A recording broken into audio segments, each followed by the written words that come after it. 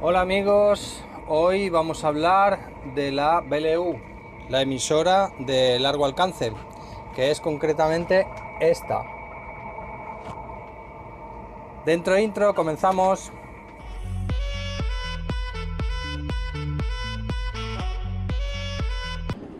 Algunos de vosotros me habéis pedido que cuente un poco el tema de la BLU, de la radioafición, las emisoras de largo alcance que llevamos en los barcos.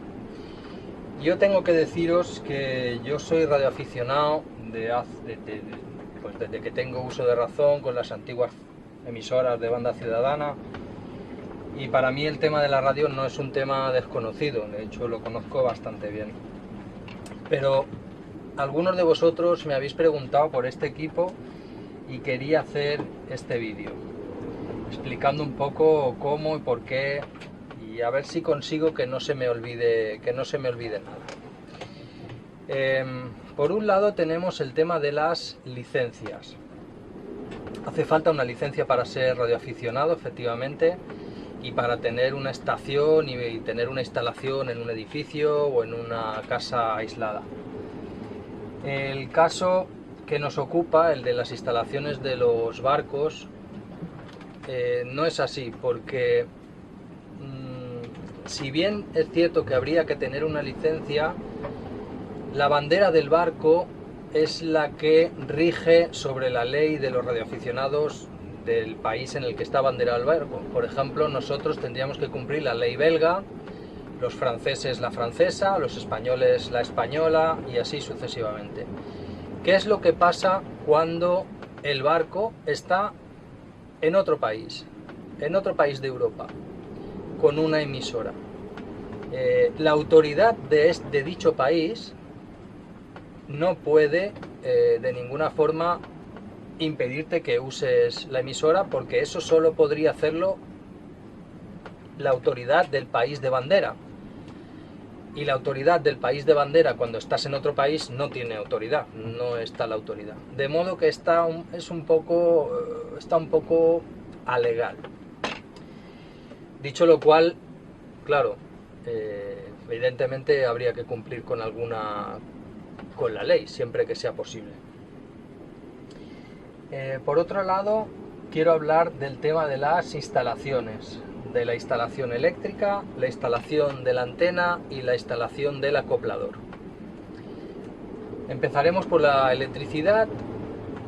La electricidad que consumen estos equipos, este equipo concretamente está en 100 vatios, con lo cual nos daría un consumo a 12 voltios de unos 10, 12, 14 amperios, con lo cual, para no tener caídas de tensión, tendríamos que tener una alimentación mínimo de cable de 6 milímetros. Si es posible poner 10 milímetros, yo pondría 10 milímetros si la distancia entre las baterías y la alimentación del equipo supera los 3-4 metros. Si es inferior, con 6 milímetros puede bastar. El interruptor de control, el de protección de esa sección de cable, debería estar en torno a los 15-18 amperios. Si no hay más remedio, cogeríamos uno comercial de 20 amperios, más o menos. El tema de la antena. Dentro el vídeo de la antena. No, como os decía hace un momentito adentro, esta es la antena que nosotros llevamos. Es una antena de látigo, como podéis ver ahí arriba. Tiene aproximadamente 7 metros y medio, y hay gente que se la fabrica con una caña de pescar, simplemente metiéndole un hilo por dentro. Ese es el arranque de cómo lo tenemos nosotros, con su cable RG58 y su conector perfectamente vulcanizado. Y esta es la antena que usamos nosotros. Es la antena mayoritariamente que llevan los veleros. Una antena sencilla, de fibra, muy flexible. Fijaros que ahora mismo tenemos 40 nudos, que por eso estoy haciendo este vídeo, que ya tenía ganas de hacer. Y me voy para adentro, que me voy a volar. Vale, Ya estamos aquí dentro otra vez, habéis visto que es una rapidez esto extraordinaria. El tema de la antena, nosotros usamos esa. Es muy importante que la antena, la masa del equipo, sea independiente de la del barco. Nosotros en popa instalamos 2 años antes, hace 2 años ya, la placa porosa, de los cual dejo la descripción de la entrada al blog de la placa porosa, la dejo por aquí abajo o por aquí arriba, no sé dónde. Esa placa porosa es la que va a hacer el plano a tierra de la antena para que la antena trabaje óptimamente. Por otro lado tenemos los acopladores, absolutamente indispensables, ya que la antena tiene una longitud de onda para la cual está fabricada, que solo sería útil para trabajar en una frecuencia determinada. Para que trabaje en todo el rango de frecuencias de este equipo, que va desde los 1,8 MHz hasta los 31 MHz, para que trabaje en toda esa frecuencia, toda esa banda de frecuencias, necesita un acoplador que acople la frecuencia de salida con la longitud de la antena. Hay muchos equipos muy sencillos, los hay externos, los hay internos, como por ejemplo nuestro equipo que lo tiene interno. La marca que más se usa en náutica es ICOM. ICOM tiene unos acopladores muy buenos que llevan durante muchos años en primera línea del mercado, dando unos resultados realmente estupendos.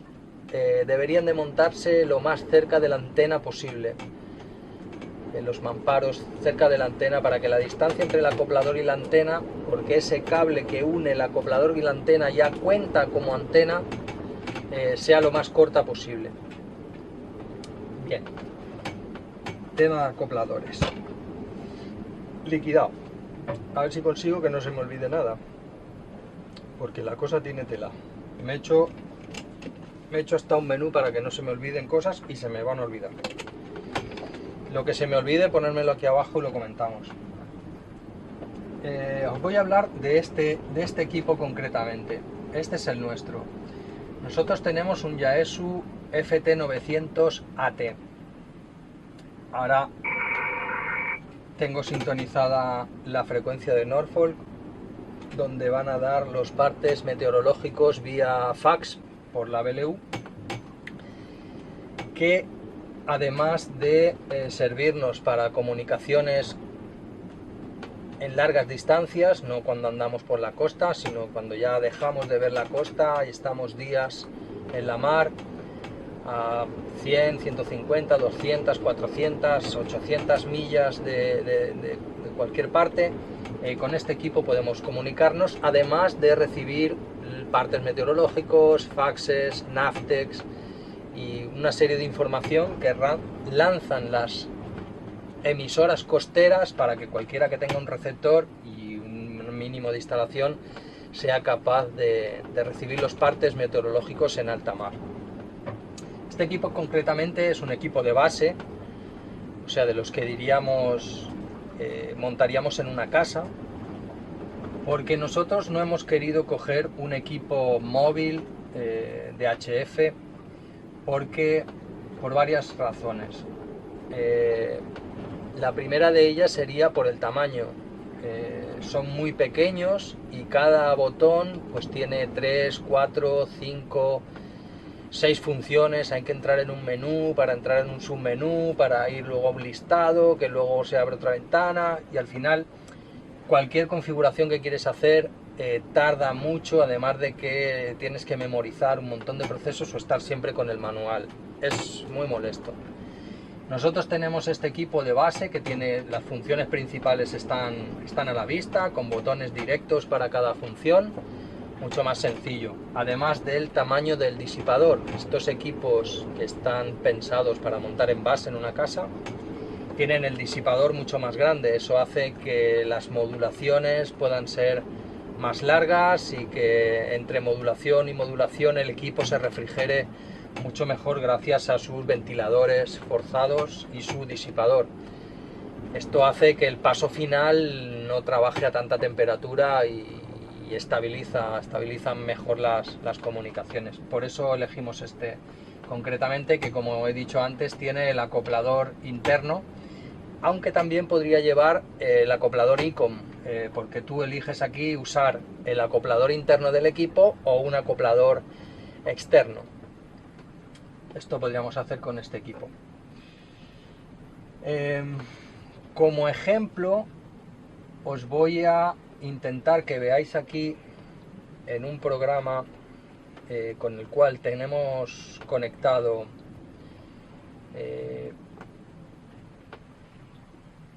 conectado no es la palabra, tenemos descargado un programa en el Android o en el ordenador, igual, funciona de la misma manera, lo vais a ver aquí porque es mucho más fácil. En esta tablet recibimos los fax meteorológicos, la aplicación sola ya los guarda y así los podemos tener almacenados. Para que veáis un ejemplo, os voy a poner un fax que están emitiendo ahora mismo por aquí. Voy a hacer que lo veáis en pantalla, luego lo pasaré a cámara rápida porque si no será un suplicio, porque tarda bastante tiempo, para que veáis la calidad exacta de cómo se descargan los mapas. Por ejemplo, automáticamente